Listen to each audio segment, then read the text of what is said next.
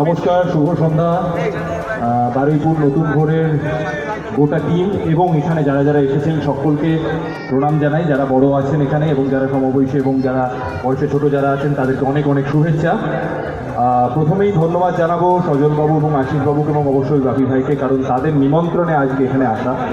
আর আমরা এখানে আসার আগে মণ্ডপ এবং প্রতিমা দর্শন করার সুযোগও পেলাম, যেটা আমার মনে হয় কৌশলীয় একমত হবে। আমরা বলছিলামও একটু আগে, গণমাধ্যমে যারা বন্ধুরা ছিলেন তারা যখন জিজ্ঞাসা করছিলেন, বিশেষ করে যেহেতু জগদ্ধাত্রী পুজোর সঙ্গে প্রথমেই যে নামটা আসে সেইটার সঙ্গে একটু রঙটা তুলনা করছিলেন।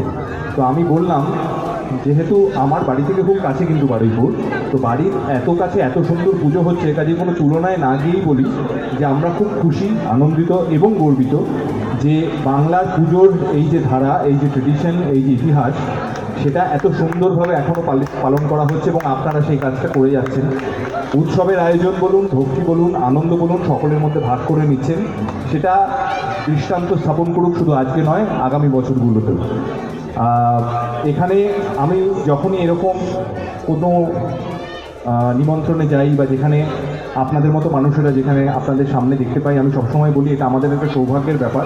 কারণ আমরা যে সিনেমার কাজটা করি সেটা করতে আমাদের খুব ভালো লাগে, কিন্তু সেই কাজের সূত্রে এতজন মানুষ, সেটা সিনেমা হতে পারে, সেটা সারেগামাপা হতে পারে, সেটা ওটিটি হতে পারে, বিভিন্ন কাজের মাধ্যমে আমরা এতজন মানুষ আপনারা যারা আছেন তাদের কোথাও না কোথাও একটু হলেও ছুতে পেরেছি।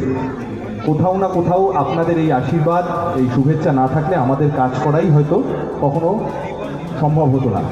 তো এই যে এত মানুষের আশীর্বাদ, এত মানুষের ভালোবাসা আমরা পাই, সেইটা আরও বেশি করে অনুভব করতে পারি, বুঝতে পারি যখন কাজ থেকে আপনাদের দেখতে পারি। অসংখ্য ধন্যবাদ এইভাবে আমাদের কাজ ভালোবাসার জন্য, এবং এর পরিবর্তে আমরা একটাই কথা বলতে পারি যে আমরা আরও বেশি পরিশ্রম করে চেষ্টা করব আপনাদের বিনোদন পৌঁছে দেবার।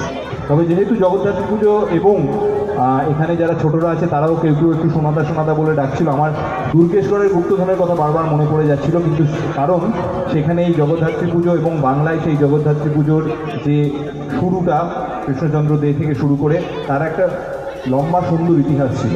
আমি কেন এই কথাটা বলছি, কারণ আমাদের ইতিহাস, আমাদের গৌরব, আমাদের এই বাংলার এই যে ট্রেডিশন, এগুলো তো আমাদেরকেই এগিয়ে নিয়ে যেতে হবে। বিশেষ করে ছোটদের এইগুলোর সঙ্গে পরিচয় করে দেওয়ার দায়িত্বটাও কোথাও কি আমাদের।